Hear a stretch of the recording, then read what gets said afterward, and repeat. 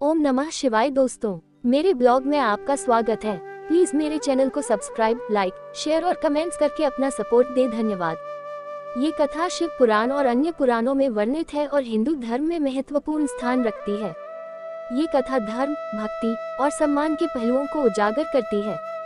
यहाँ मैं इस कथा का विस्तार पूर्वक वर्णन कर रही हूँ। राजा दक्ष और उनकी पुत्री सती। राजा दक्ष प्रजापति थे जो ब्रह्मा जी के पुत्र थे।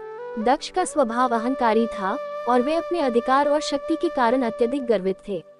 राजा दक्ष की एक सुंदर और धर्मपरायण पुत्री थी जिसका नाम सती था।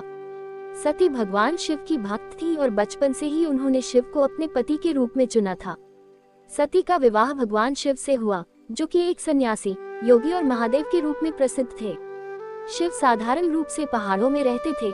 उनके वस्त्र बाघ की खाल से बने होते थे और उनका श्रृंगार भस्म से होता था। उनके इस रूप के कारण दक्ष को शिव की कोई विशेषता या महानता समझ में नहीं आती थी और वे उन्हें अपने समान या उनके योग्य नहीं मानते थे। दक्ष के मन में शिव के प्रति एक प्रकार का द्वेष उत्पन्न हो गया था।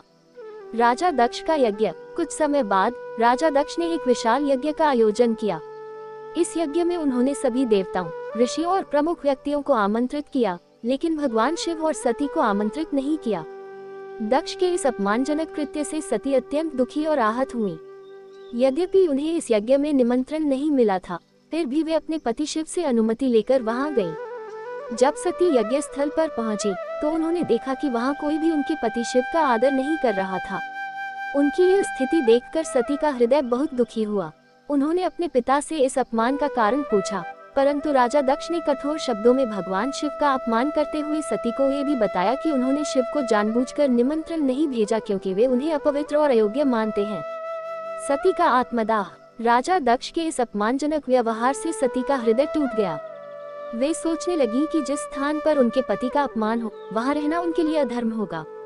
उन्होंने क्रोधित होकर घोषणा की कि वह इस अपमान को सहन नहीं कर सकती और यज्ञस्थल में उपस्थित अग्निकुंड में कूद गईं।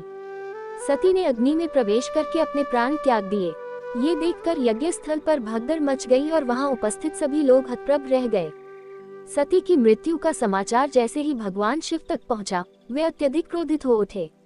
वीरभद्र का जन्म। भगवान शिव ने अपने क्रोध में अपनी जटाओं को जोर से जमीन पर पटका, जिससे एक अत्यंत भयंकर और शक्तिशाली योद्धा प्रकट हुआ। इस योद्धा का नाम वीरभद्र था।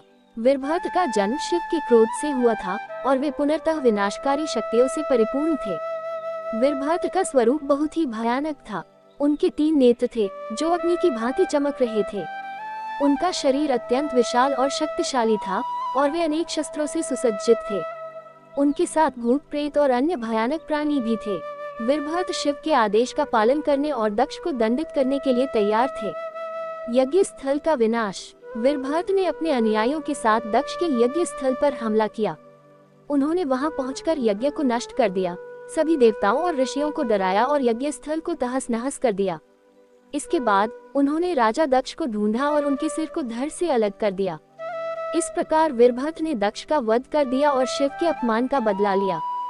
यज्ञ स्थल पर भारी विनाश हुआ और वहां उपस्थित सभी लोग अत्यधिक भयभीत हो गए। यज्ञ का पुनर्तः विनाश हो गया और सभी देवता और ऋषि अत्यंत भयभीत हो गए। इस विनाश के बाद भगवान ब्रह्मा और अन्य देवताओं ने भगवान शिव से प्रार्थना की और उनसे राजा दक्ष को जीवनदान देने की विनती की।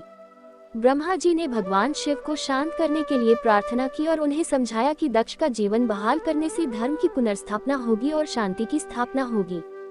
भगवान शिव ने ब्रह्मा जी और अन्य देवताओं की विनती स्वीकार की और अपने क्रोध को नियंत्रित किया। उन्होंने दक्ष के शरीर को पुनर्जीवित किया, लेकिन चूंकि दक्ष का सिर पहले ही नष्ट हो चुका था, इसलिए भगवान शिव ने उनके शरीर पर बकरे का सिर जोड़ दिया।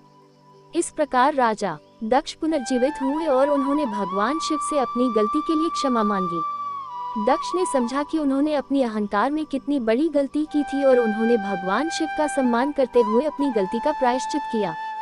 सती की आत्मा के बलिदान के बाद उन्होंने भगवान विष्णु के साथ वचन दिया था कि वे पुनर्जन्म लेंगी और फिर से भगवान शिव की पत्नी बनेंगी।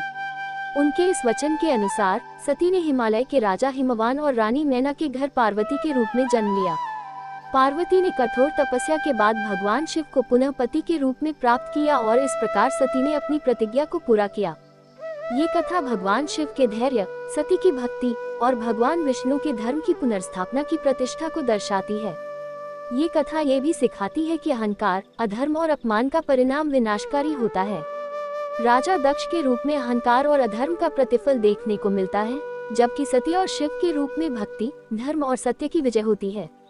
ये कथा हिंदू धर्म में अत्यंत महत्वपूर्ण है और इसे विशेष रूप से शिव भक्तों द्वारा बहुत ही श्रद्धा और भक्ति के साथ सुना और माना जाता है। इस कथा के माध्यम से ये भी सिखाया जाता है कि भगवान शिव के साथ अपमानजनक व्यवहार करने वाले को अंततः अपने कर्मों का दंड भुगतना पड़ता है। ये कथा धर्म, सम्मान और कर्तव्य के महत्व को उजागर करती है और यह सिखाती है कि सत्य और धर्म की सदा ही विजय होती है। ओम नमः शिवाय। धन्यवाद आप सभी का पूरी वीडियो देखने के लिए।